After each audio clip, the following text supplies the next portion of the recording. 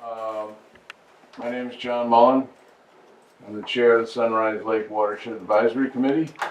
Welcome you all to our project update on our storm control management program.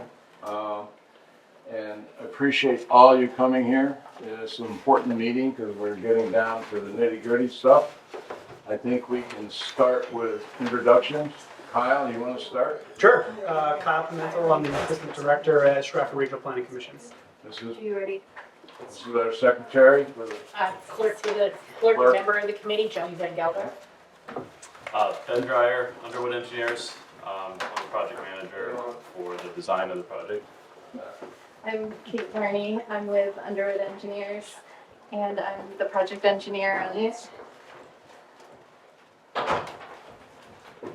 Okay, I introduced myself. Sally, go ahead. Hi everyone, I'm Sally Soul. I'm from the New Hampshire Department of Environmental Services. I'm the grant manager for this project, so that's my attachment.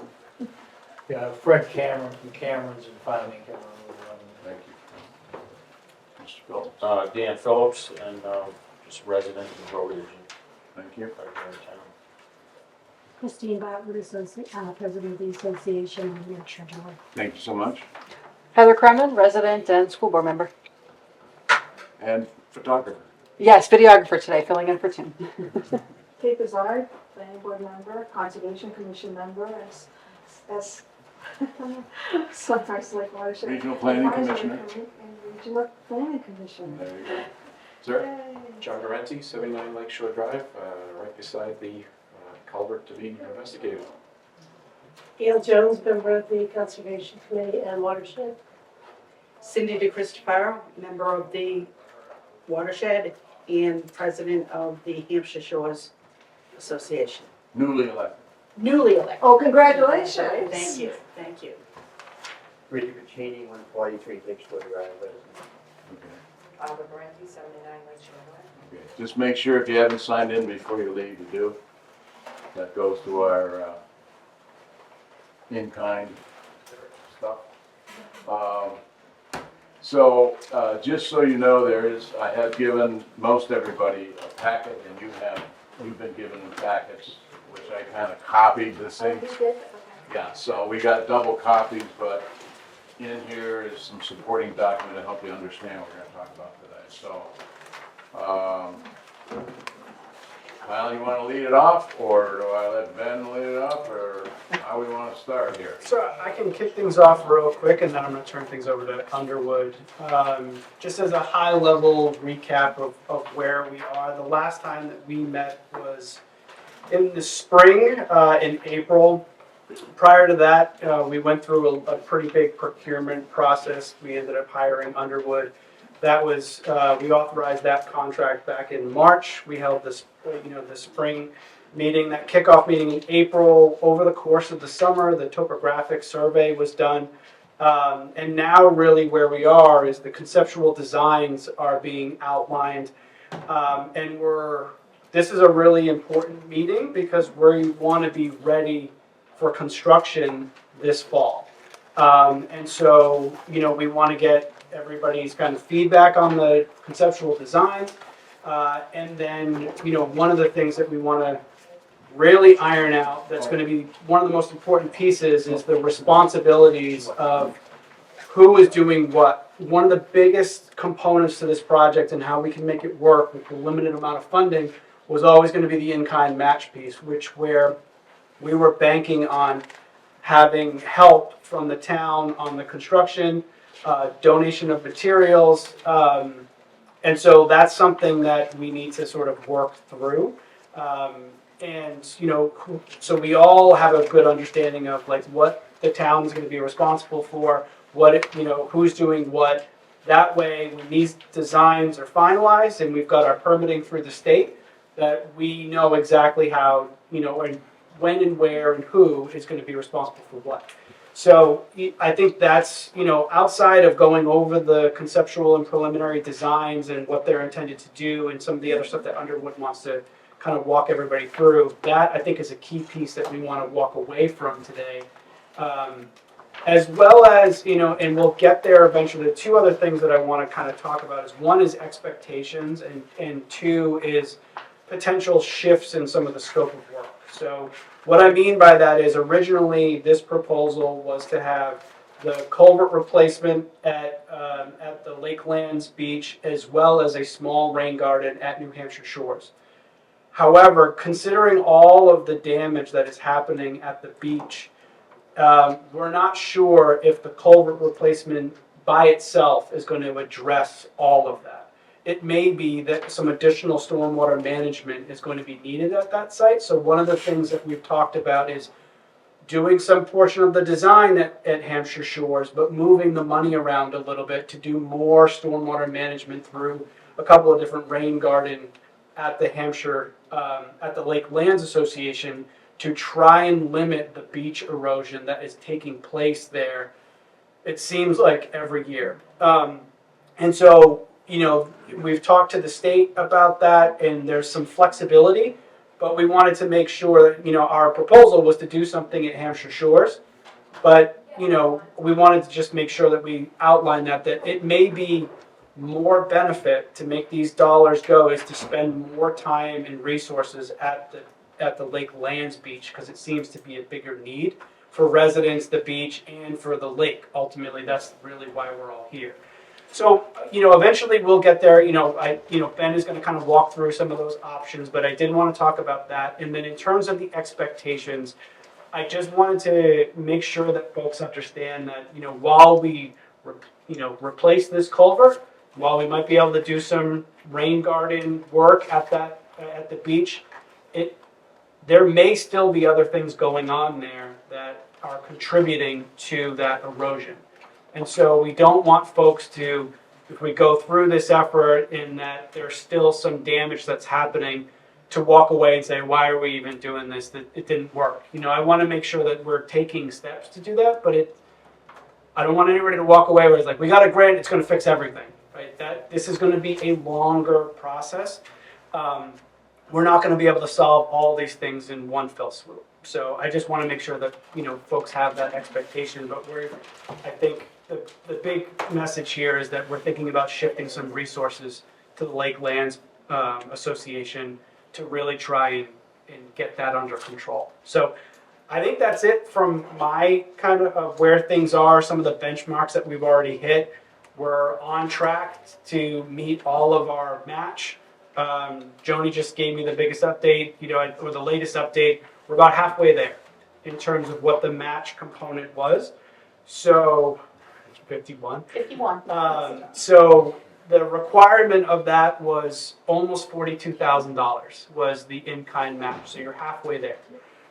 We anticipate that the construction portion of the project is going to provide a significant bump in that in-kind. But just so everyone's aware, almost whatever it was, $21,000 has already been accounted for from just participation from the committee, from all your time, the meeting notes, the outreach events that you have all done.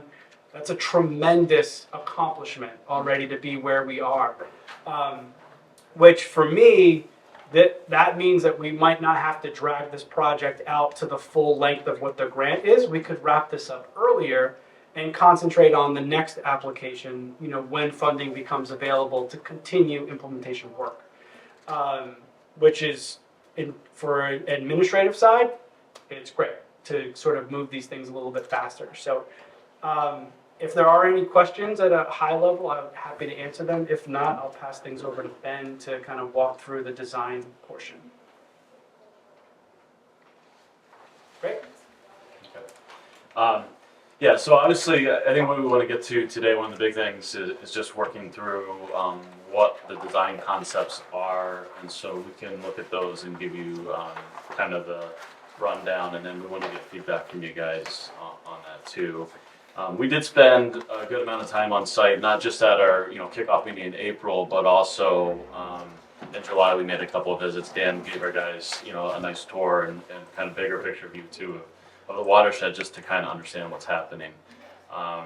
So just a little just blurb on background to kind of, as we develop these concepts, we're also running some calculations in the background on, you know, for being able to size them, for being able to understand, you know, particularly, you know, when we talk about pollutant loading calculations, it's really the phosphorus that we're talking about in the lake, and then being able to size the rain gardens and be able to predict, you know, what the removal is, and then so that goes to what your water quality goals are. So those are noted here as a range in this agenda outline, and they are shown on the concept drawings. So I just want to make a note that that has to do with the sizing. So, you know, if we adjust the size at all, those numbers do change a little bit, but these are pretty ballpark in the range where we think we'll be able to land. The other, just a couple things that we're working on that we didn't bring forward today, but are in the works, is some cost estimating. Some of the conversations at the end of this meeting about the coordination during construction and, you know, available resources and what resources can be, I guess, shared or donated to the project also helps us understand, you know, what the cost looks like. So that'll help us finalize. And then the other thing we have kind of right after this meeting, so kind of the reason the input from the group is important, because if there's any changes that are needed, we would make those, but we're going to be submitting a wetland permit application. This is for the culvert work specifically, and so we want to get that in so we have, you know, review time, so we are set up to be able to do construction in the fall. So that's kind of what, at least for our piece, that we're looking for is input on the drawings and the concepts, so that we can go forward with the permitting. So I think the way we can do this is if you look at the, like, flip to the past agenda pages, there's 11 by 17s. We're calling that attachment A. And so we're going through the Lakelands Beach Rain Garden, the Hampshire Shores Beach Rain Garden. We have some details that are common to both of those. And then the fourth page is the culvert at Lake Shore Road. Also, you know, obviously you guys might have questions and we can go through those as they come up, but there are also just some questions from Sally and the group ahead of time, so we can also go through those. That might stimulate thoughts for you guys too, but that's, I think, the format that we can approach this with. So, Lakelands Beach, we're showing 3 different rain gardens. Also, so when we look at this concept plan, the other thing that we did was between the contours that we showed, so some of this is survey, some of this is just GIS, and some of it is we went out there and, you know, then marked up the plan to say what's missing here. But we're also looking at the way the water moves on the site based on the evidence that we're seeing on the ground. So that's what all those blue lines are. That's how we understand it to be working. If we were to go out there like during a rainstorm. So we're also trying to position and locate the rain gardens in a way that's going to capture most of that runoff. You know, divert it away from the beach, and it's also going to treat the water too before it goes back into the ground or you know, transitions back to flowing on the ground again. So basically, just to orient yourselves, the general flow path is like from the road in the top left corner, coming down the parking lot. So the first rain garden, RG number 1, is the circular one, with a little squiggle in the middle. That's also catching water that we understand or have observed coming sometimes over the road too, when the road overtops. So this would be then transitioned to go back into the stream right about in like a little swale that discharges near the outlet of the existing culvert, the 24-inch culvert. And then rain garden number 2 is kind of down at the corner of the boat ramp. This would be collecting water that is collected from the parking lot and travels along the curb line. We saw, based on some of the photos you guys had shared, that, you know, there may be times when the water jumps over the curb, and I'm not sure what that curbing is, if it's, looks like maybe there was some concrete, there were railroad ties. But we're suggesting, proposing that there'd be a more substantial curb constructed there as part of this work. So whether it was gonna be, like a bituminous asphalt berm or a granite curb, but that would help to direct the water into rain garden number 2.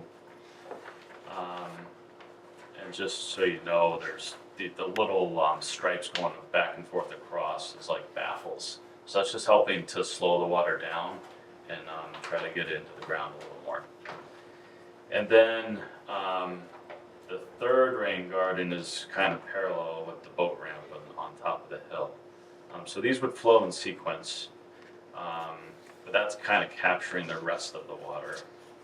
And we're also proposing an asphalt berm, a shallow, wide one, but that would prevent water from just shooting down the boat ramp, but would direct it toward that third rain garden.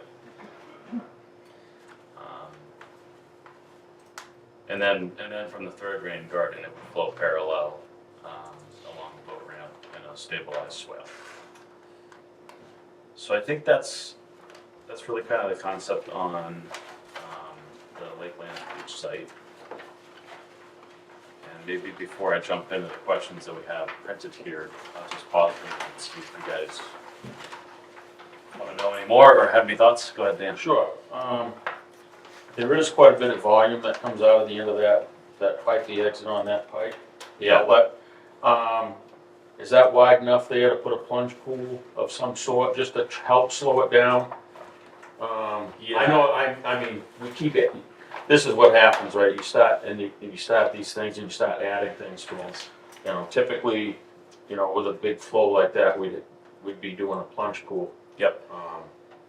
And yeah, I would say, as far as the water coming over the road, that's a recent thing. I think what's happened is, you know, there's some branches or something caught up in there on that bend, and recently, you know, when I first started here, it never used to overtake the road.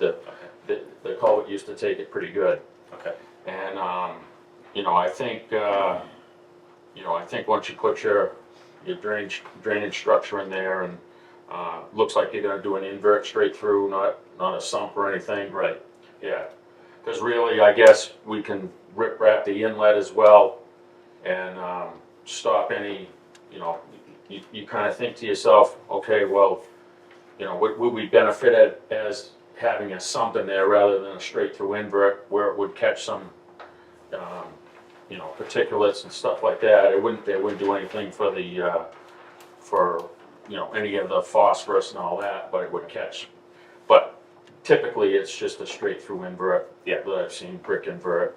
Yeah, that'd be the intent. Yeah. Just because it's turning. Right, yeah, direction.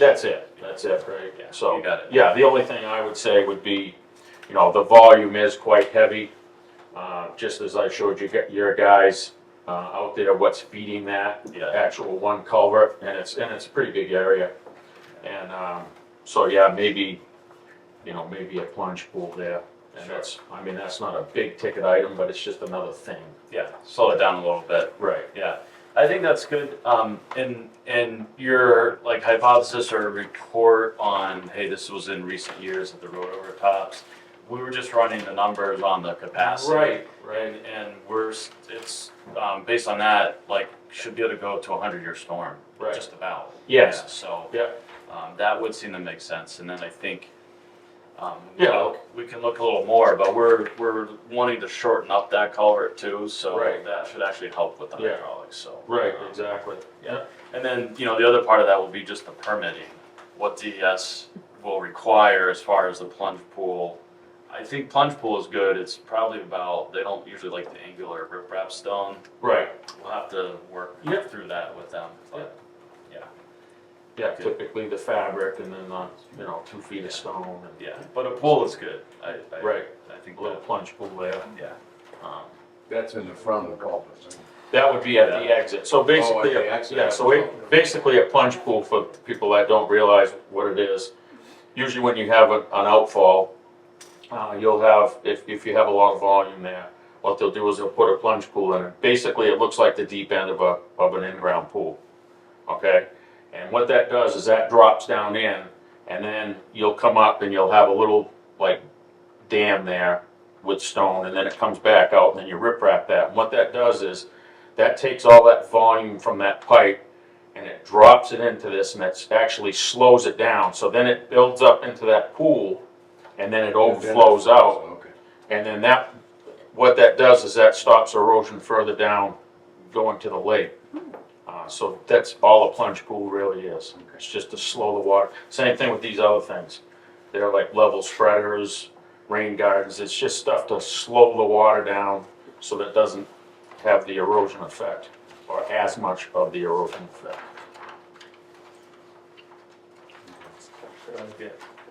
I see over on the notes, number 2, rain garden number 1 will require an easement to be secured by Sunrise Lake Land Association. Too early to get into the weeds of that, or? I think it's important to at least talk about it because, yeah, I think we need to know there's agreement before you go further. So if everyone's saying no way, that's not going to happen, then we need to talk about something else.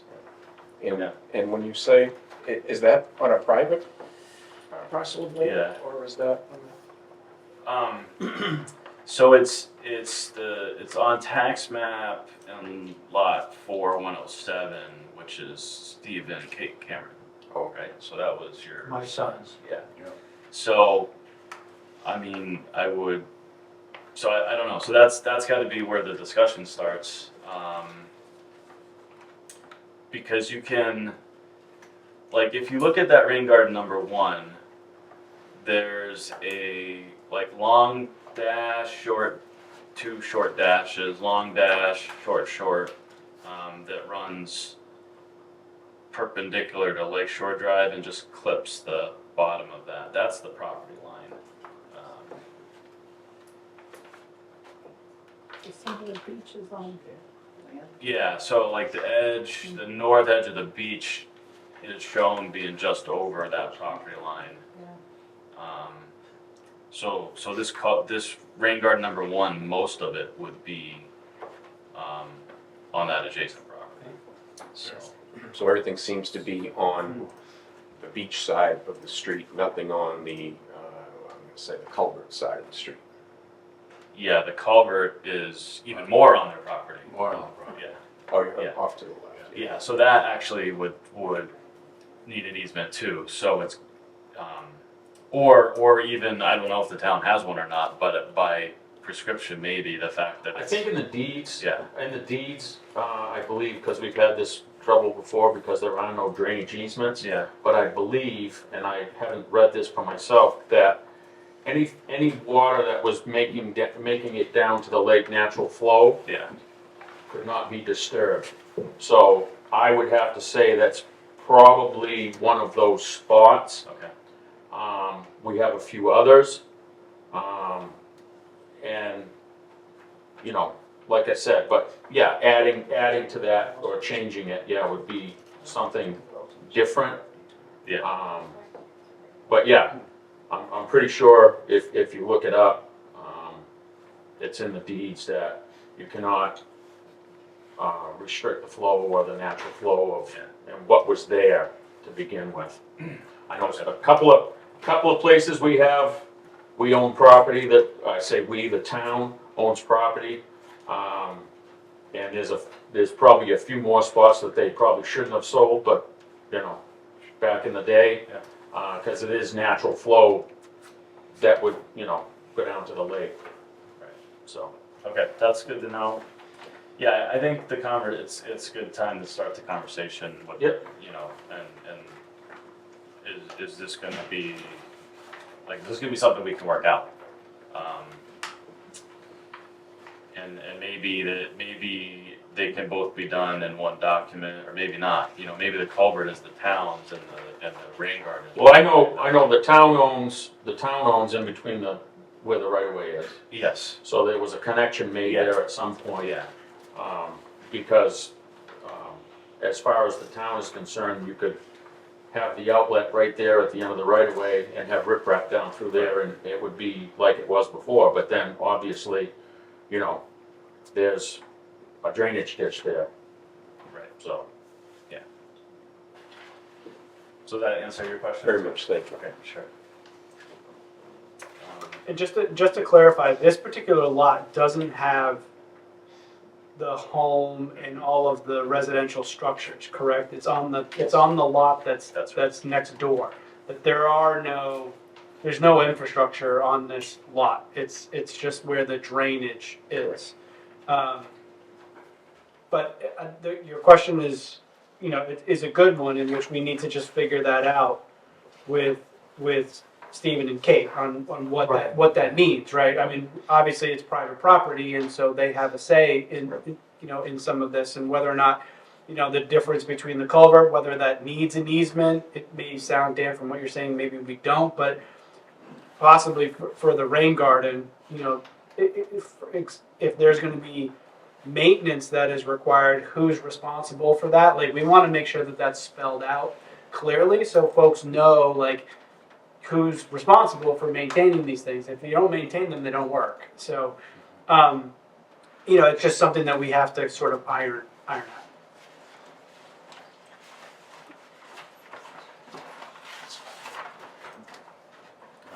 Any other questions on this one? Can jump in some salaries, or do you want to ask the questions? Sure, let me clarify my questions. And hopefully they We did The include. second, yeah, they're right on the second page. Okay. In the booklet, they're better in the booklet, Sally, than what I gave you. Mickey goes. You get that? Yes, that's okay, I wanted to. You don't have to speak for it. Yeah. I, to put on My copies are trying to help. Yeah, no, that's right. Second page. Here's the multiple. Second page, Yeah. okay, so page one, page I don't think you know that. Okay. Yeah, I feel like for the Lakelands question, figure one, the first one, that first question, the basis of design is inclusive of all three rain gardens, that's probably a yes. Yeah, that's right. So they're broken down in the agenda, but when you look at the figure, the 27% That's all is three. all three of them. Yeah. Yeah. But we do have them calculated separately, so that if you wanted to break them up, you could know still what Yeah, is what. well, that was, I think, the last bullet on the figure one would kind of ties into that question is there any concern if, say if we could only do rain garden one first because of funding, I don't know, and then we had to push the other two off, are there any concerns that come up in your mind as engineers about phasing it like that? Or is it just, we do our best, like Kyle kind of set us up pretty well with the expectations, Yeah. we may have to break it out. Well, if I may, Rain Garden 1 is really there for an unusual event, right? Is that Partly, but I wouldn't say exclusively. I mean, it still is capturing, the water is flowing that way even if you don't on the have. road? Yeah, but that's a good point where it does tie into that, or is related. Most of the water, and you've seen it, is coming down, was it Sunrise? Coming down Sunrise, and of course it's coming from Lake Shore because Lake Shore kind of peaks after and then it goes downhill, so when it runs off. But a lot of that goes to the parking lot, right? Am I? Yeah, to the boat ramp. I'm not part of that beach. When I'm going down and seeing it, it's coming next to John and Barbara's house. So it's coming down that little river area, and it's coming up and over the road. And it's Yeah, well, over that's- and from there, it just spreads out through the parking lot and either heads down Yep. to the left of the boat. beach, Yep. or then it's heading down to the right of the beach, and then the rest of it's going down where That's when it overflows. that's when it's overflowing. But in a let's say the pipe was running fine, there's still runoff from the road itself. Yep. But then on the two roads that come, the water comes down there too, right? I mean, it flows on a heavy rain, not a nice soft rain, like a rain you had yesterday. I don't know, I wasn't here, so I don't know how heavy that was, but I guess There's it a, was pretty heavy. Short. Yep. Yeah. and there was some mild modifications to the beach from the area that you're talking about. Yeah. You know, this morning, I mean, I walked across it. Oh, it was. There was, I mean, nothing significant, but, Yeah. and it's already been said, you know, 2 years ago, nothing would ever go over that road. But now, it's going over the road in volumes that, you know, 48 years now, that I've never seen before, so something wrong. Yeah, there's a restriction on that, right? That's I get on a skateboard and go down and, well, that's how we used to do them. But, I'll guarantee you there was some trees cut out back, and I'll guarantee you there's some branches in there, and it's definitely restricted the flow, because it never, I've only been here for 4.5 years, it would never go over the road before. And then, like I said, this is probably maybe within the last 2 years? I would say 2. Yeah, Yeah. within the last 2 years, Yeah. it's been getting worse.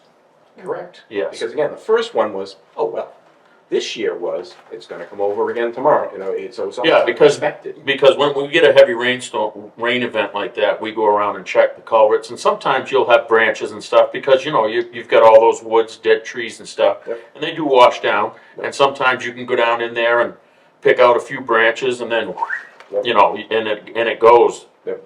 The last few storms, or the last couple of years, these heavy rain events, Yep. especially in the spring when the ground is saturated, Yep. like right now, there's nothing running. Right.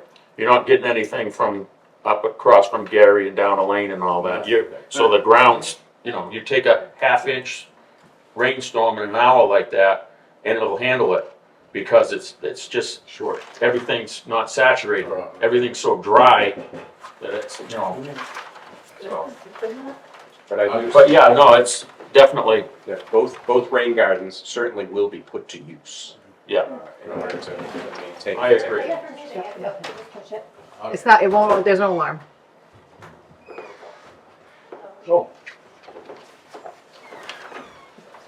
Yeah, so I think, you know, one part is, my inclination is you start building stuff from the low point and going up. So that'd be one way to do it. I think the thing to think about if you're gonna do that though is that now all your flow is kind of going to that one rain garden, so you just would need to think about how to make sure it's not getting like totally washed out. If you started from the top, you'd be incrementally kind of reducing the amount that's going to the subsequent downhill ones. But I would also say, you know, the rain garden 2 actually seems like that and the curb, the work along the curb, I think would do a lot to reduce what's going on with some of that erosion on the beach, I think. Yeah, the regular runoff. Yeah. So if we had to phase, maybe break it up like that. Yeah, Not overflow. Yeah, so phasing, I would definitely look at 2 and 3 first. Okay. And then maybe you have to just kind of toss out a little more, like the pros and cons of then 2 and 3, but I think it definitely can be done. So Ben, just to follow up on that, do you know when we will have some draft cost estimates? Yeah, I think my question, or the thing about the cost too, is like, we have, they're rough and they're drafted in the office and we'll just fine tune them, but we can put the cost together based on what we've seen other projects. That's not necessarily gonna be what you guys are ending up with. We're gonna be ending up with, you know, some people are donating, or the town has some material, or whatever that might be. We're gonna have that conversation.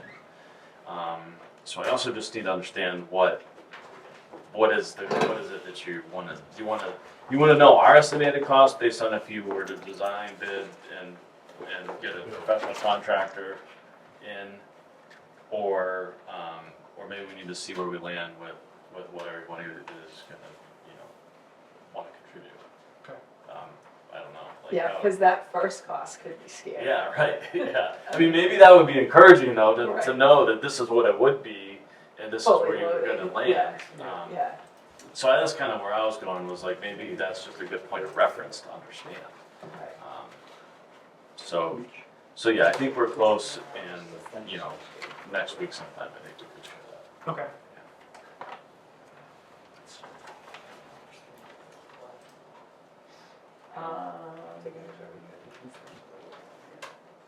Yeah.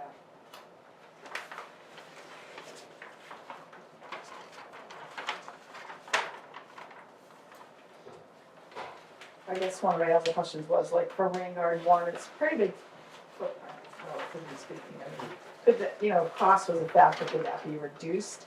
And if it was Yeah. reduced, I mean, clearly we get less pollutant removal, but would there be any, like, structural issues to contend with, or? I just think that Is it once you overflow? start getting, it's the amount of water going to it, and then, I mean, there's a certain scale of when you start digging a hole, you know, Might as well. a little more dirt. Right. Yeah, there's some sweet spot where you're kind of invested in it. So, yeah, and then we would just be looking at adjusting the pollutant load numbers. So one other thing, to kind of would go to that, but the rain garden 2 and 3 are square, and we're envisioning those having like steeper, you know, I guess I'm gonna say walls for lack of a better term, but rain garden 1 is graded out like a 4-to-1 or 3-to-1 slope, because there's a little more space up there. The other ones we're trying to maximize the footprint available without having to do a lot of grading. So we envision these being like a foot deep, but using like some large boulders to kind of define the berm or the basin that is going to catch the water. So that would be one other thought, is if you made it square and used boulders instead of grading out the area, that might make it consolidate a little bit.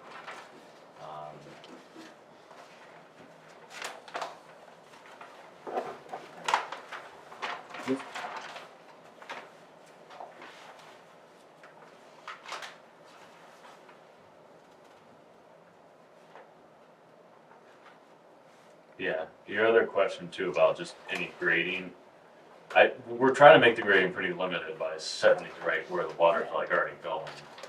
So not a whole lot. Not a whole lot of, like directing. Yeah. Yeah, really, that rain garden 1, you're already gonna be down there replacing the pipe, so you're already gonna have cleanup to do on your way out. So you're pretty much, you know, if you're gonna have riprap there, you know, to possibly do a plunge pool or at least the outlet anyways, you're gonna be right there with the machine. It's really, for someone to build that right there, it's pretty much on your way out type thing. Yeah, gotcha. Yeah, that makes sense. So it's, you know, you're already gonna have the machine there, you already have a stone box there, you already have the fabric, you already have, you know, so that there, like you said, construction wise, once you're there digging, that's just another hole with a little bit of material in it. But Dan, to that point, and I don't know whether now is the time to talk about it or when we get to the culvert replacement, but considering both of the culvert piece and rain garden 1, and being that area is going to be disturbed, should we just talk briefly about if there should be anything done with that well while we're already there, and if so, what does that look like? I know we kind of talked about removal, filling it in with a certain type of material. Like, again, to your point, there's going to be a lot of disturbance right there with all this equipment. I would say with the discussion about the private property, I would say in that discussion, it's a liability, the well is. So, I haven't taken the cover off it to see, but I would say, Rehab. you know, I would say knock it down to grade and put flowable fill in there, and then leave the top 2 feet where you can put fill and then loam, and then actually probably work that into that rain garden 1. that would be what I would propose, cause it does two things. That's gonna be in the way when you go to put your drainage structure in anyways. So you're gonna be tiptoeing around that thing, right? So the best thing to do, the first thing I would do if I was doing this construction project is, I would get myself prepped. You're gonna have to cut some trees. That would be the first thing to go, because it's gonna be something I would have to work around with a big machine. More room I have to get the machine in there, to put the drainage structure in. I would take that top right off that, flow fill that, and get it to where we're like 2 feet below grade. That way there you can have grass that's gonna grow.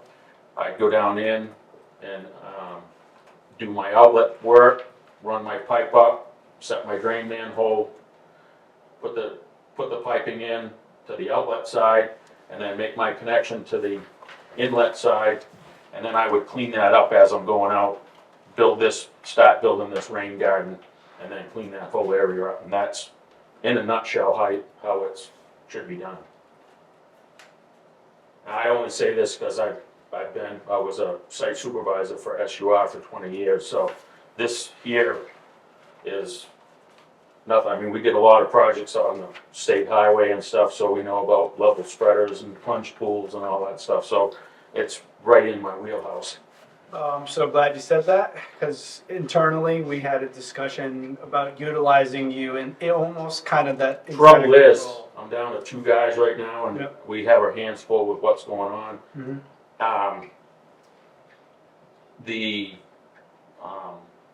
The work part of it, we just don't have the manpower. It's definitely a job. That area there is definitely gonna be a job you want a construction company to come in and do it.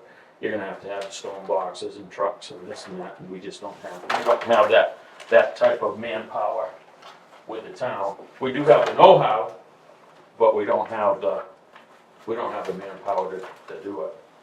And I think, and we're kind of jumping ahead a little bit, but I think that was the conversation. And especially that time of year, Right. we're starting to, I mean, we're August here, but we're not too far away from the white stuff either, so, Sure. there's a lot of prep that has to go into, getting everything ready for that stuff.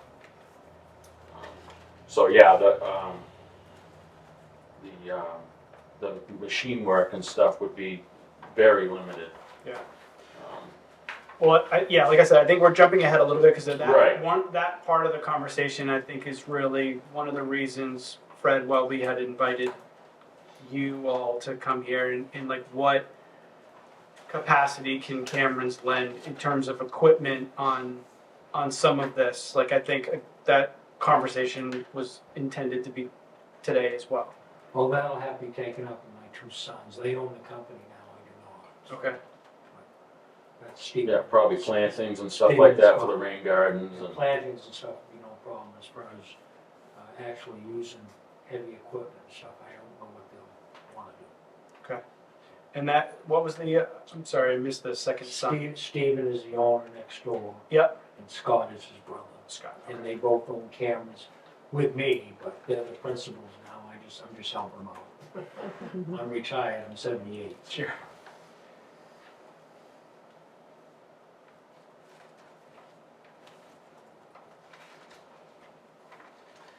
Yeah, just out of curiosity on that, just does a town, do you have some guys that just, local, if you needed someone with a machine to come do a smaller size job that was Yep. like, you don't have a plan necessarily for, but you did a There actually sketch. is a guy that lives Yeah. right up the street, Okay. and he's got, mini excavator stuff. Yeah. Paul Barron, he's been around for a while, and there's a few guys.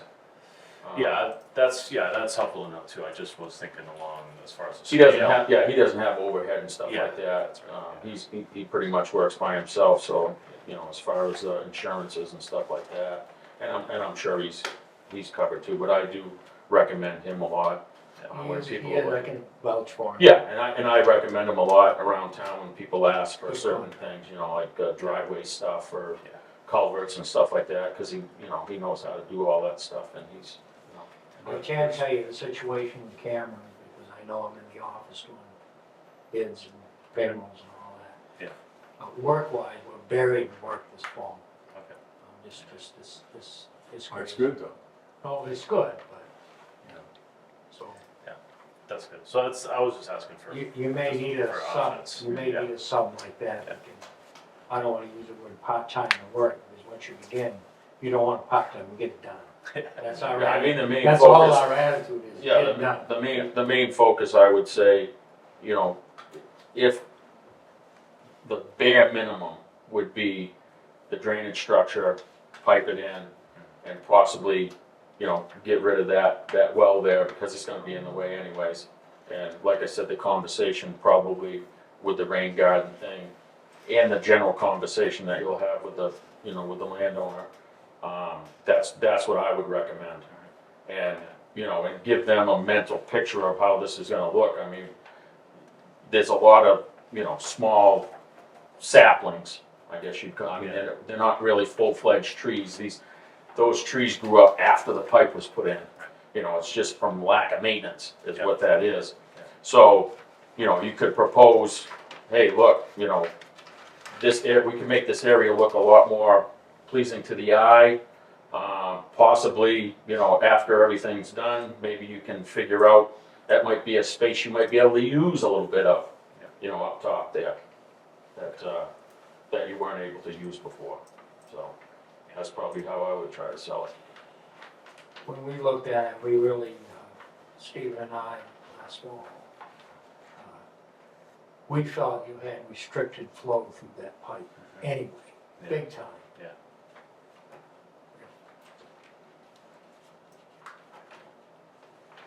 That's why it may come over the road. So that's a whole new culvert, Yes, bigger culvert. Well, under the road is ADS, so, and it's handled all the stormwater before. Now that it's restricted, what's in it? you know, and like I said, it's probably, I suspect, wherever that connection was made. Yeah. And Wow. they don't make bends that big, so there's some type of So, funky connection there, you know, I'm envisioning bags of cement and pipes going over each other, and, you know, there's just no, you know, it's not like a 12-inch pipe where you can go down and buy a 45 and slap a 45 on it and change direction. This is a bigger pipe, they don't make, and then you're going from ADS, which is plastic pipe, to metal. Metal. So there's some type of, and I imagine, along with the rest of the pipes in town, the bottoms rot out, and now they start collapsing, and then, you know, it's, you know, that's why you don't put in bends like that. You to change direction, you use a drain manhole, just same as sewer. Yeah. So, And the bottom is rotted out. We went up. Oh, yeah. The bottom, you know, the bottom 25 feet, there's no invert. It's Yep. just rot. Yeah. And the heaviest, so what ends up happening, when the bottom rots out, and it takes a little while, you have to have heavy storms, so it washes all the fines out, so the big rock's left there, but you've got this like saddle. So every time that you get a heavy rain, and that thing's just slowly squashing, right? And continues rotting. So eventually you get the failure, which is like similar to what we had on Pinkham. That's why you get those little in the road, blowing the pipes down. So while we're talking about this part of it, what's your pulse on asking Paul to contribute to this in kind, in terms of the work? Or is the expectation would be that he has to be compensated for this? Yeah, I don't know what his situation is. I know he's by him, you know, Works alone. he works alone and stuff. He may be willing to do something, or maybe the town can, you know. I can talk to Paul. Okay, because it sounds like the way that this would break down, the way that I wrote it up anyway, is, you know, if Paul would be willing as a site contractor to do a large portion of the work, with the town, it sounds like Dan in a supervisor role would be well suited to do that.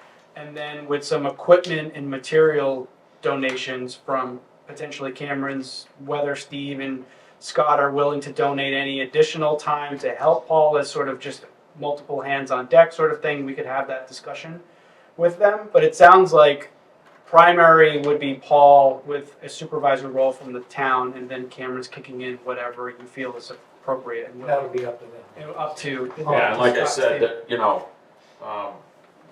that, these guys gonna be working, probably Monday through Friday, 7 to whatever, till it gets dark or whatever sometimes, but, like I said, I'm gonna have my hands full, as far as getting all my stuff. I mean, I'm never done, but, to get ready for winter, my time's gonna be very limited. Okay. And then as far as Paul goes, you're talking, you actually need a pipe crew to come in and do this, set the manhole, because you've gotta have pipe lasers and stuff like that. I mean, it's not a big run, but you still need to do it right.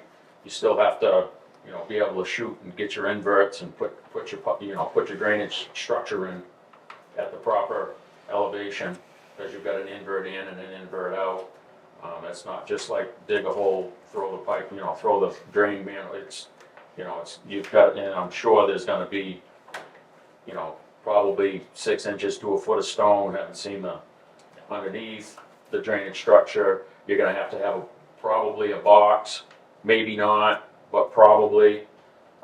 So you're gonna have to have a pretty good size 30-ton machine anyways to lift the box, and it's. When you start digging a hole in the ground, once you hit that 5 feet, you're all done. You need protection. So that might not be the case. Like I said, it's not real deep there, so the invert. But when you start going to put the structure in, you've got the bottom of the structure, then you've got probably a foot to the invert, which is going to be brick. And you're going to have a brick invert to go through similar as a sewer line would be. And so now you're talking, a foot, 2 foot, foot of stone, so you're 3 feet below the inverted pipe. Well, if the pipe's already 4 feet into the ground, from the top of the ground to the bottom of the pipe, now you've just added another, 2 to 3 feet to that. Well, now you're at 7 feet. So, and unless you want to lay the bankings back and open it up so you don't have to use it, you can do that. It's just a matter of, do you have the room to do that? To have a legal slope.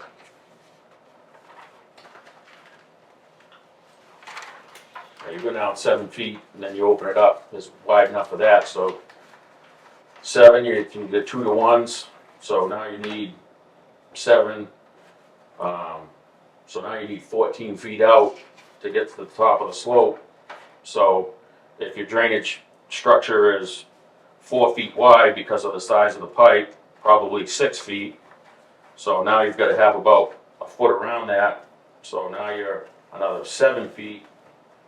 So now you're over into the guy's fence if you want to open it. So you wouldn't do that. You would use a box to put that drainage structure in, just because you don't have the room to lay your bankings back to have them legal.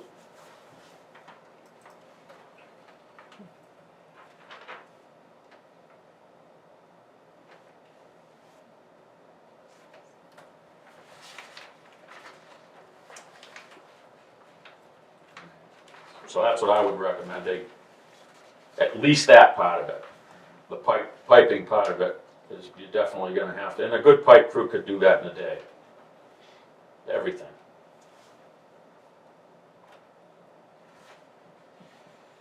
That's not cleanup or nothing, I'm just saying, knock the top off that thing, get it flow filled, go down in there, take the old pipe out, do your plunge pool if they're gonna have one, or some type of outlet, because you're gonna have a outlet structure there, be a head wall, so they would put that in, and then you just put your drainage structure in, pipe it, and then backfill it. I would say How big a piece of equipment would you need a big backhoe for that? Well, yeah, you would need at least a 30-ton machine to pick the, you know, like a 330 size, Okay. you know, so it's typically the stuff you'd see the bigger construction companies. Just curious. Yeah, Restaurants. yeah, because you'd have to pick up the structure, which isn't gonna be a light thing. You'd have to pick up the box. I'm thinking about all the digging and all that kind of No, stuff. the digging part isn't really the big deal. It's it's- lifting the box. It's lifting all the stuff and safely doing it, All right. because you won't get a, even if someone's gonna give their time, they still held to OSHA regulations, so they're not gonna do something, halfway and put themselves up for liability. You know, you've gotta do it per OSHA standards, and, you know, that's why a lot of people, I've done it for a long time, so I know the process, and, that's why everything gets to be so expensive.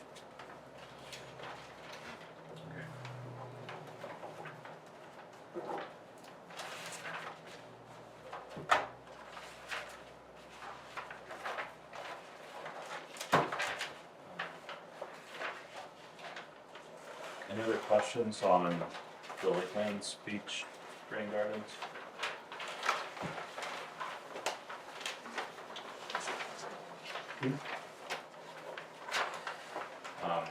I think we want to get to this materials discussion too, but I think I'll just like keep in mind, we're trying to also label stuff on our plans like kind of generically, so that if it's like, you know, you don't have to meet a certain spec riprap if it works, or crushed stone, 2-inch versus 1.5 inch, you know, to give some flexibility. So when we get there, we can talk about all that too. But I mean, that would go for plantings, that would go for any of the materials. If there's an alternative out there that is more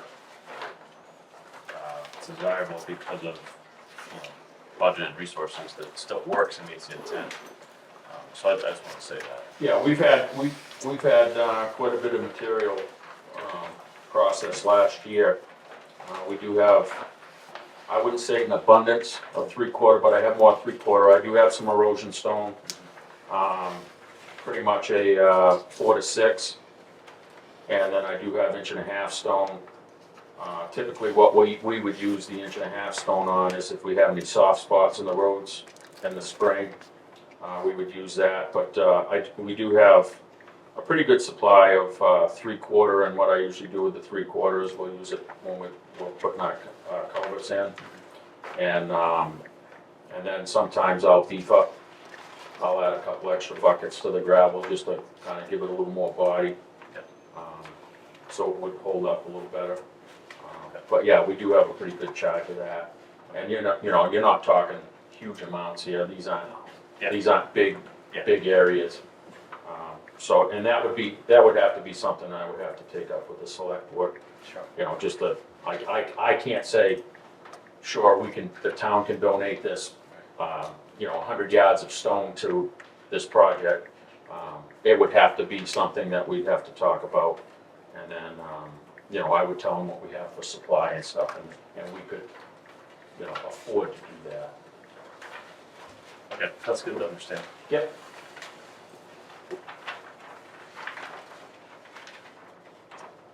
All right, I'll suggest we go to the Hampshire shores.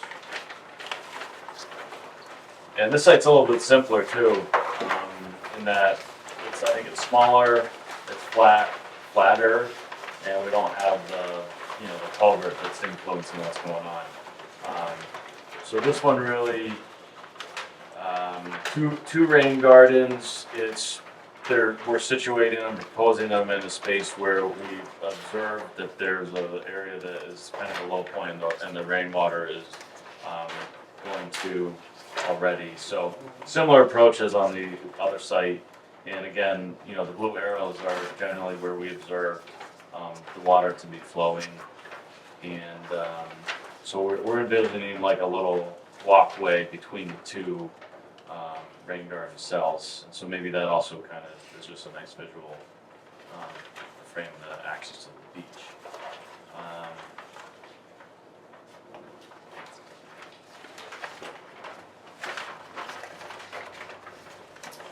Don't know a whole lot more that we want to know on that one.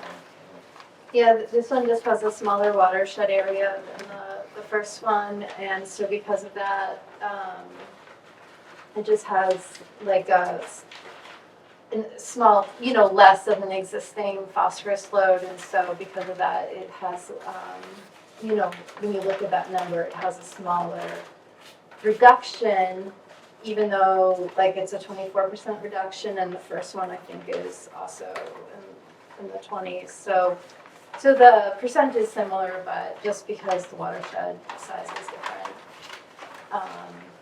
the reduction is a little bit different.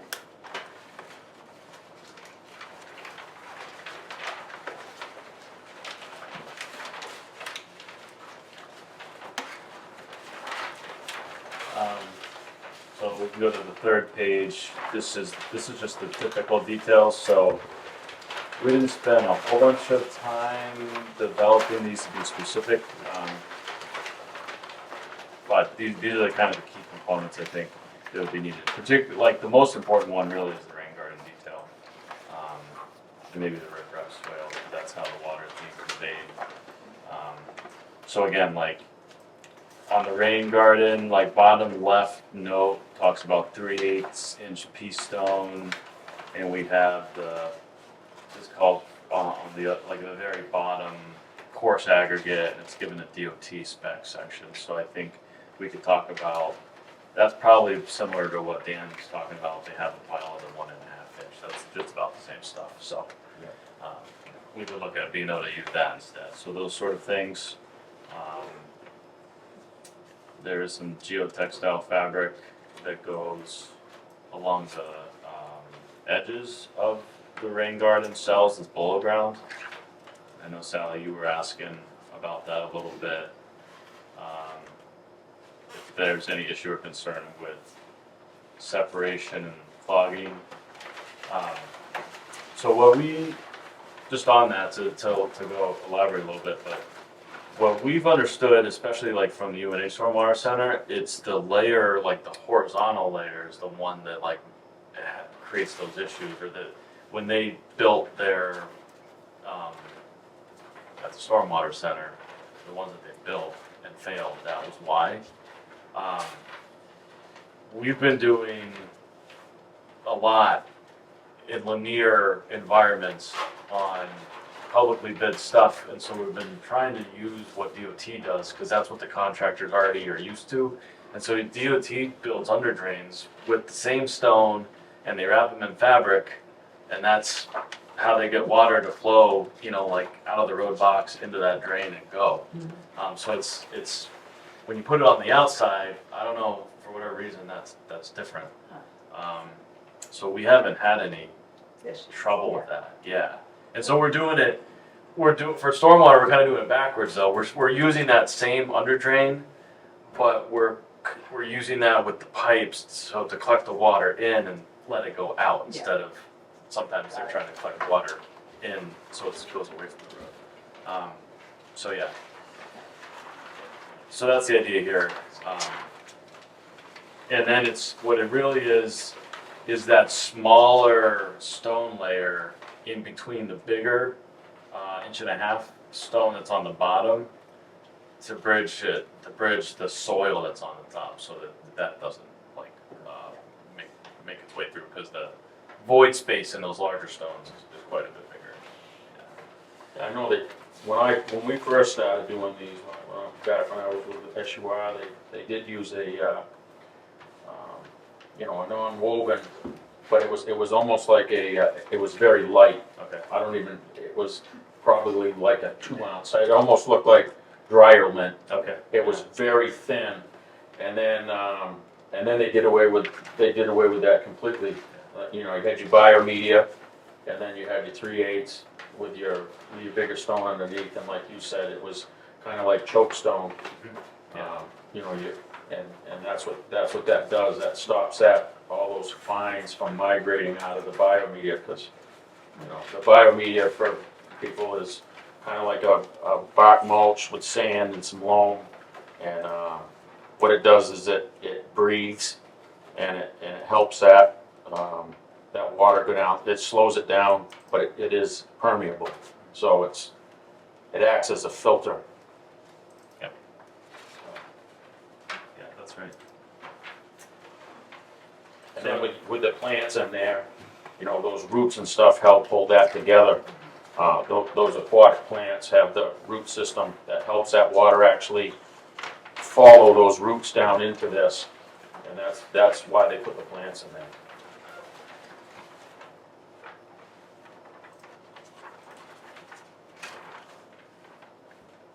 Any questions on what any of those details mean?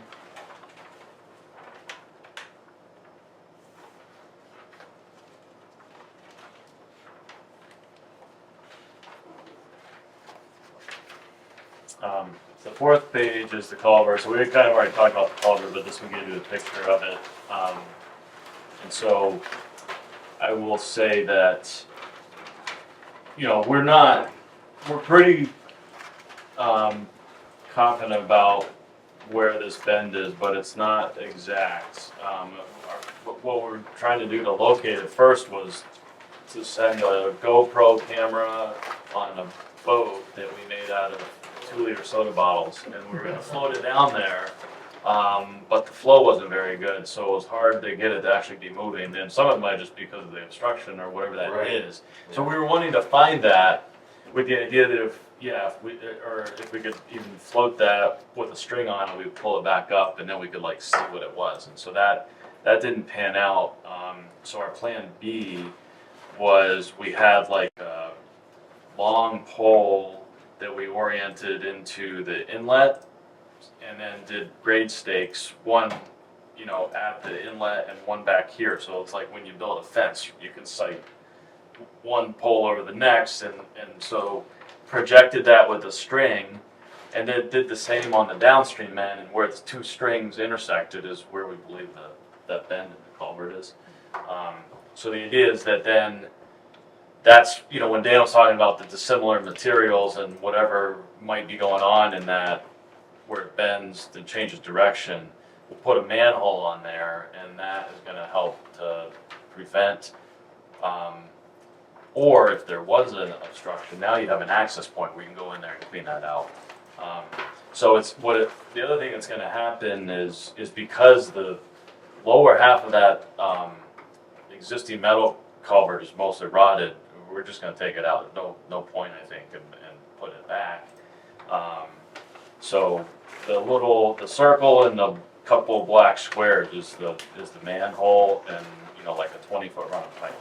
Yep. So, and then there'd be a head wall, like a masonry head wall, to kind of retain all the earth behind it. So it would open up the channel, and we could put a plunge pool in there probably, and then there'd just be some grading to transition where the pipe was to kind of just be a channel, like the lower part where it enters the lake. That's the idea there. Yeah, they could fabric and rip wrap that, make it look nice, so aesthetically pleasing, and it would do the functional.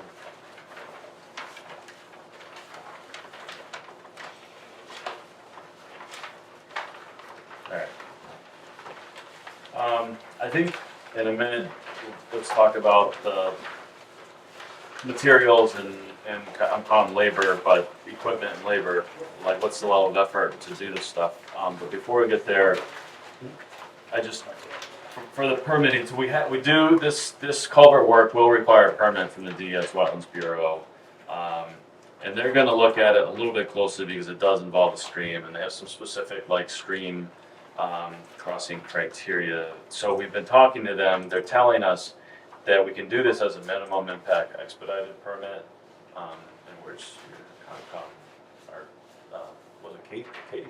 Yeah, Yeah, But she was here, but she's. she left, but somebody else is in the Conservation Commission too here, right? You are, right? Yeah, Yes. Concom. So I was gonna ask, because the Concom would have to sign in order to get the 30-day like expedited review period. So I was just interested to know what the process is. If we send you the application, is that enough? And are you familiar enough that you would be comfortable with that, or does it require a formal meeting, or how do you guys normally handle that sort of thing? Probably the best thing would be to communicate via email, Okay. send something to Kate Okay. and see what direction she wants to take. Okay.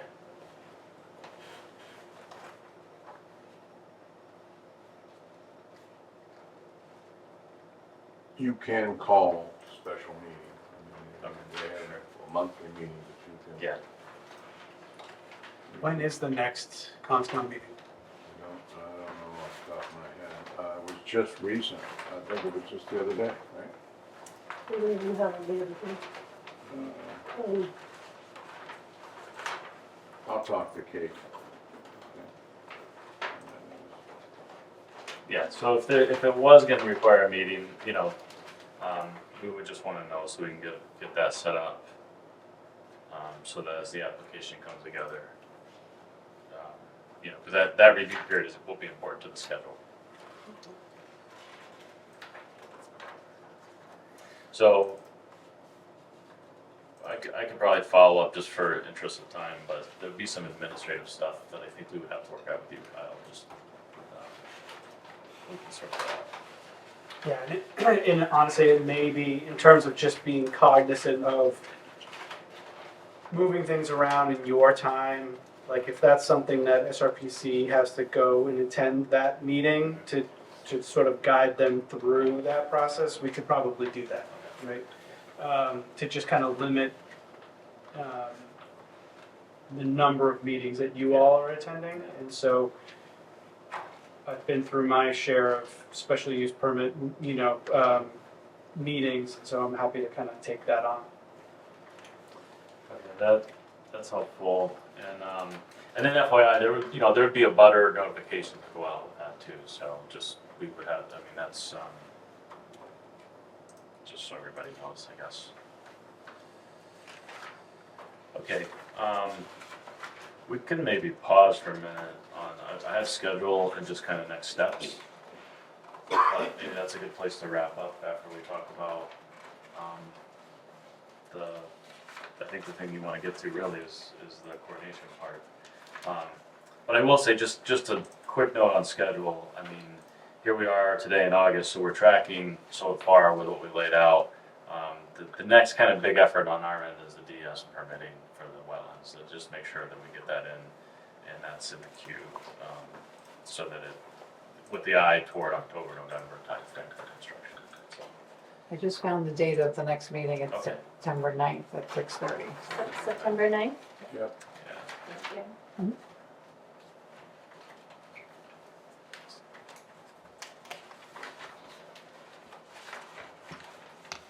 Does that work for you, Ben, on materials that would be needed to them? I guess it depends on what they're looking for, but. Yeah.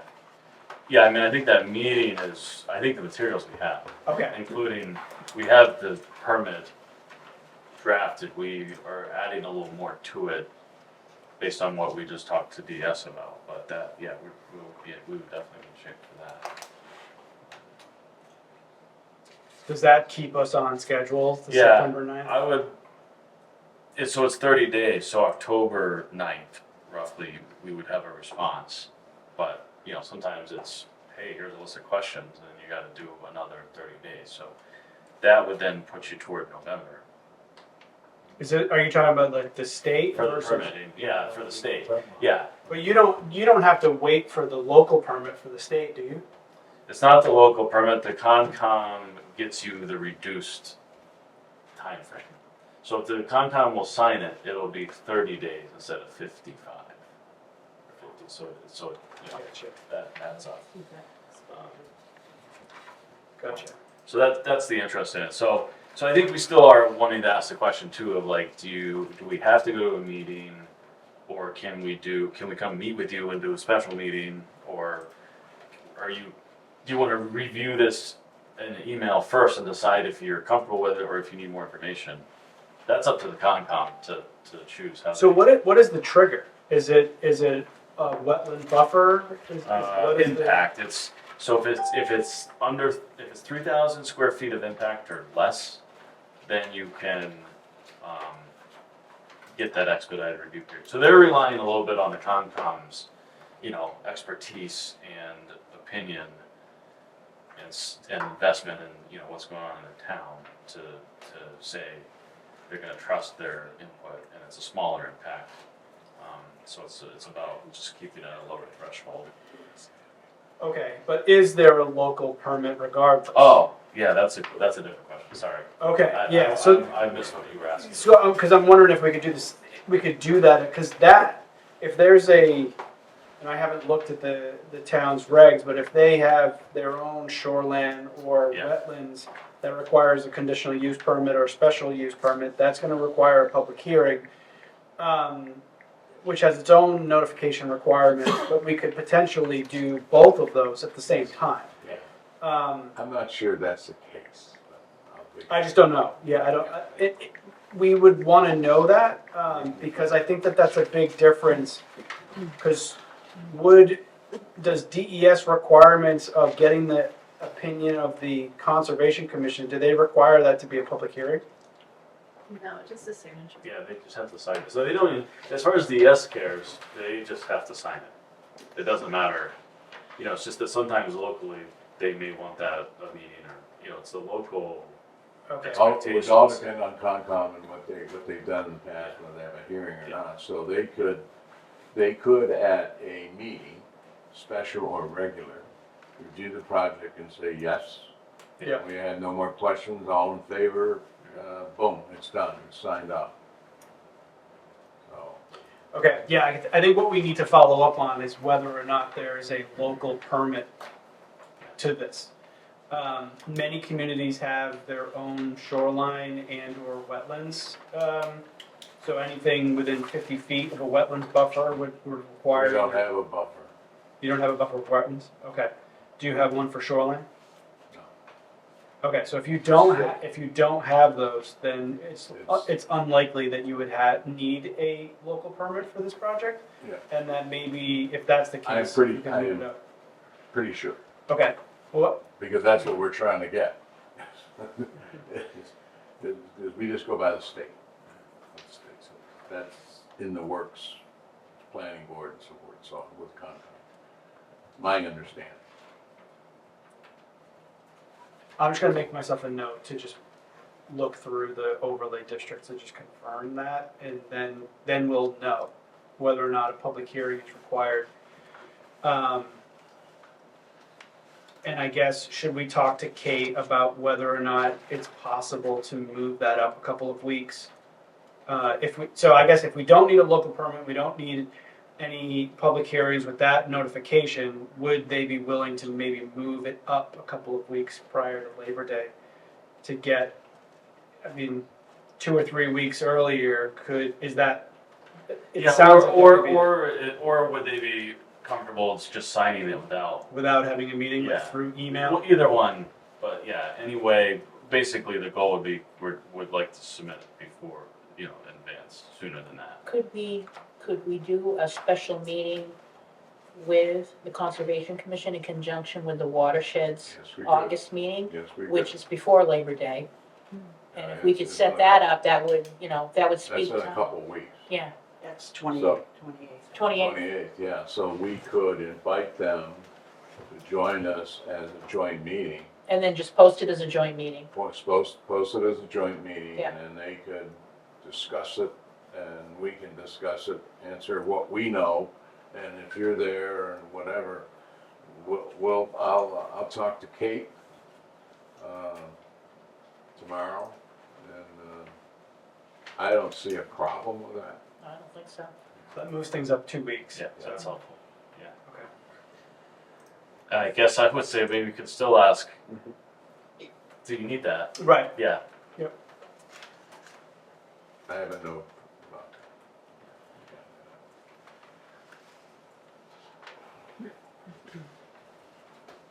So is it just a signature from the chair? Yeah, or, yeah, whoever's, like, appointed to sign stuff. I mean, it just says Concom, so. However they decide who signs.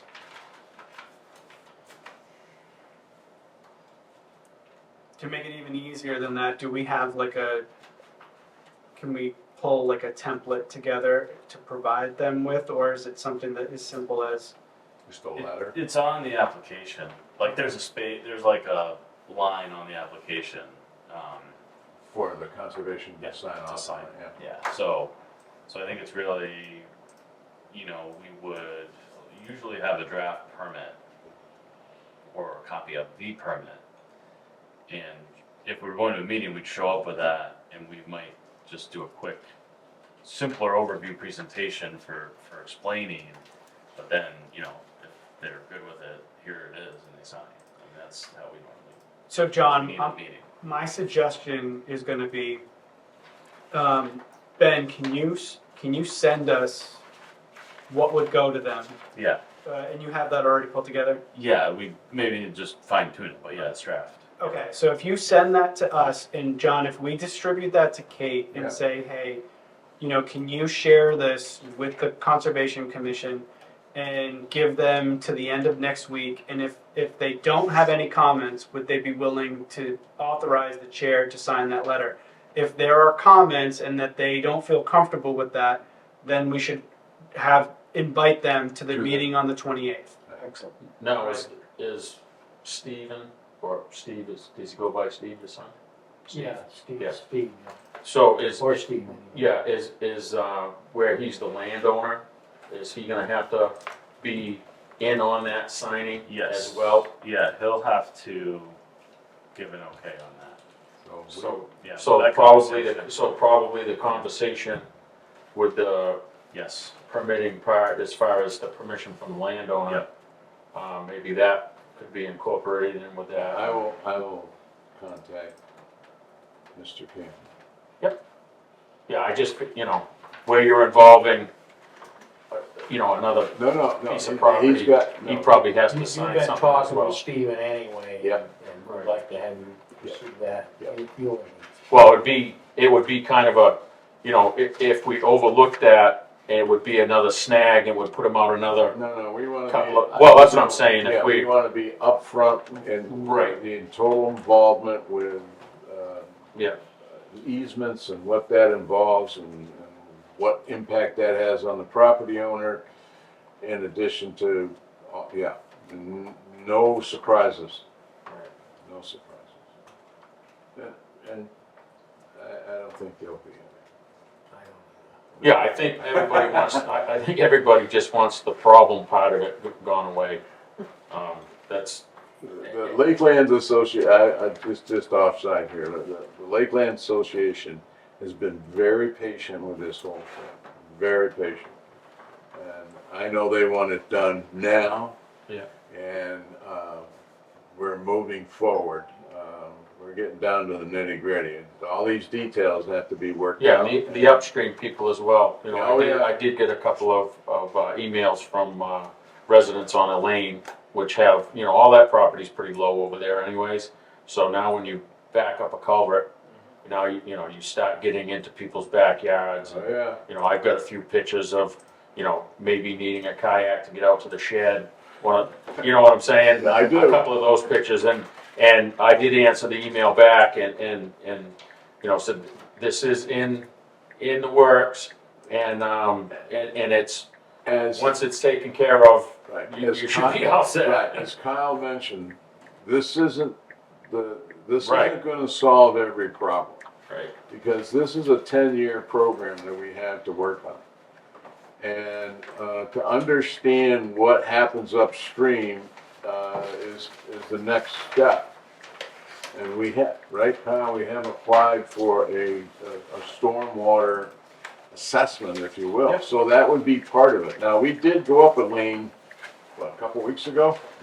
Dry as a bone, we couldn't even get a sample of the Right, area. yeah, road. like Dry I as a said, bone.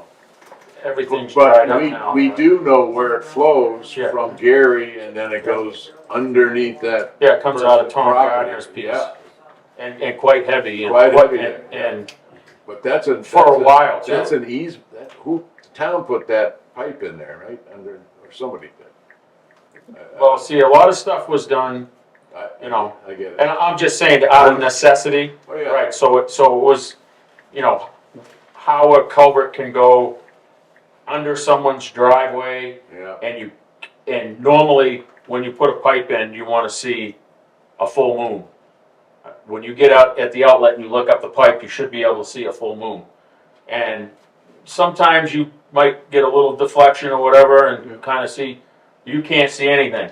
So I know when they put the pipe in, they kind of, you know, Yeah. manipulated it and made it kinda go So where it needed to does- go. You know, property owners obviously uphill are Right. starting to see the, over the years. Yes. The effects of what's happening. Yeah, and bear in mind, this whole area was built in the 60s and wasn't intended to be year-round homes. Camps. You know, and so now, the need or the want to have year-round homes around here now, you know, and then we start putting square footage of roofs and driveways and all this, and there's, you know, That's pretty, this isn't a city, it that's doesn't pretty have closed. impervious surface. Yeah, going down it there. doesn't have closed drainage, and, My house. We move forward. yes. My house was the model. Yeah, it is, I mean, that is just These the, days. Yeah. it's just the fact of the matter. Do you want to talk about the construction coordination? I think that, I do. Before I do, sort of, John kind of teed this up quickly. I'll just mention that the Planning Commission, on behalf of the town, did for a clean water state revolving grant, which the project was added to the state's project priority list for $30,000. And so I don't know, Sally, if you, I know that's not your program, but I don't know if you know the timing on it. Okay, I think it's 30 days public comment period on the project priority list, but what we were told by the state is that it's very likely that we will get that funding. So this will be something in 2026, that we will do a comprehensive stormwater asset management for the entire town with a large focus on the watershed feeding into the lake. So we will have a much better sense and GIS information that we will now have for specific locations, conditions, type, for as much of the stormwater management or stormwater infrastructure that is there for the town. So that's another sort of piece that we've sort of model that incremental progress that we're making. We did get that 30,000. And that's great because we do have a lot of spots that we get a lot of runoff and, yeah, a couple of bigger projects. I have a million things open on my computer, so we're moving on to the materials and labor? yeah, I think I'm good on everything. Okay. So I think I can kick it to you. I can explain this to the extent that you want, but. Sure. Yeah, okay. Yeah, so this is attachment B, and maybe if you had loose ones, but we just made up these like little sheets. So the idea here is that, I mean, it's almost like a sign-up sheet, but we can, you know, as we go through. For those who, excuse me, Yeah, go ahead. for those who don't have this one and have one that I gave you, it's in your packet, it's in the back. And there are some things on here that I can only speak for myself, as long as I have permission from the select board. You know, there's a few things here after hours, like excess fill that needs to be hauled off. That's something, and I can ask the other guy, the one that drives the truck, either that or I can have someone give me a ride back to the barn and I can pick up the truck and do everything myself, but, you know, there's a few things on there that I think we could be able to help with and not affect the hours that I'm working for the town. Okay, that's good. That I would be willing to donate my time to. Okay, excellent. Thank you. Yeah, and just for, just so you know, my like thought process, but on these, I'm trying to, the order of the list is in the order that they might happen as far Right. as the materials. So, and each site has materials lists, and then it's like equipment and labor. So,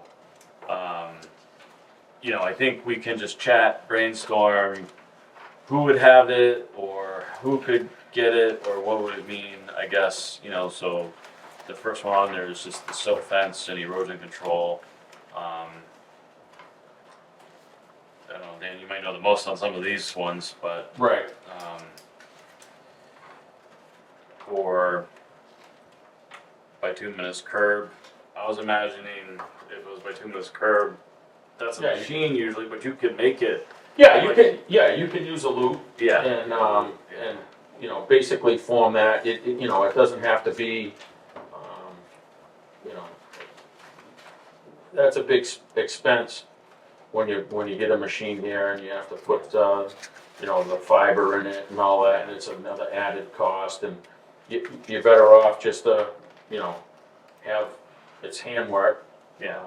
and So is it's- that just like young and able bodies that can? Well, basically, There's you a know, lot of basically, skill. you know, a wheelbarrow, a truck, and Yeah. some hot top, and the loot, and yeah, maybe a couple gallons of water to drink. But yeah, I mean that's all stuff that, and we do Mondays through. Like I said, again, I can only speak for myself, and I've done a lot of paving and stuff. You know, a lot of this stuff on here, it's like I said, done all this stuff, but yeah, the amount of berm that you're talking, or curb that you're talking of putting in there, I mean, you could probably knock that out in 3 hours easy. Yeah. And that's not even, you know what I mean? But that's gonna be after the fact anyways, cause you'd have to do your rain garden work and all that. And, you know, that would probably be maybe a little, or in conjunction with it, I guess. Or the other, if it was gonna be granite, like, I don't know, sometimes folks have I've heard called the boneyard, but someone's got a pile of, from old curb or old projects, Yeah. or, you know. I know SUI does, but, Yeah.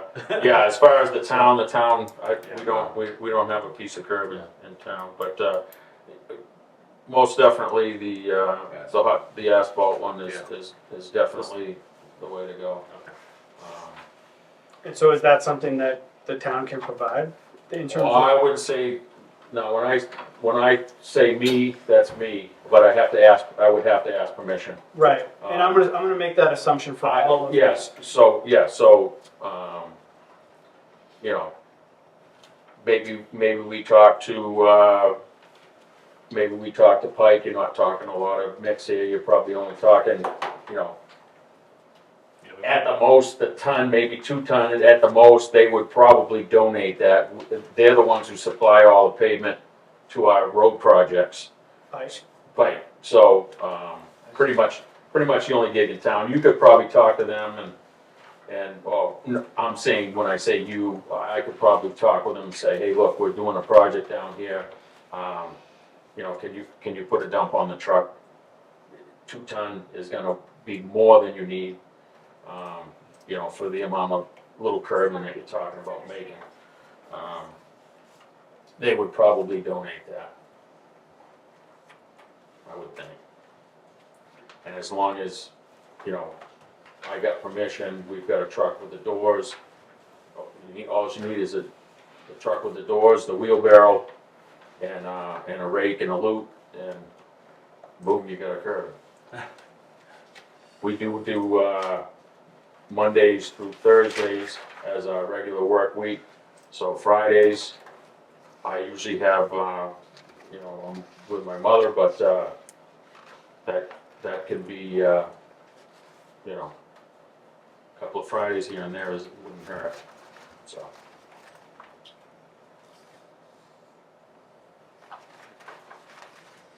Okay, we talked about the stones, you know, that you got that for the town, but that'd be one option.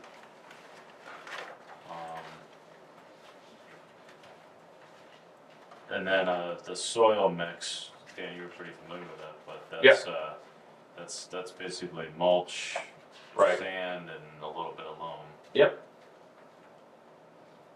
I don't know if Cameron's would maybe have loam or sand, or who else who else has, if it wasn't the town, who else could it Well, be? we have some pretty sharp sand, Okay, and as far as the loam goes, I think we have a couple of loam piles, and I mean, it doesn't have to be Doesn't take much. anything, fabulous. The only thing would be the bark mulch.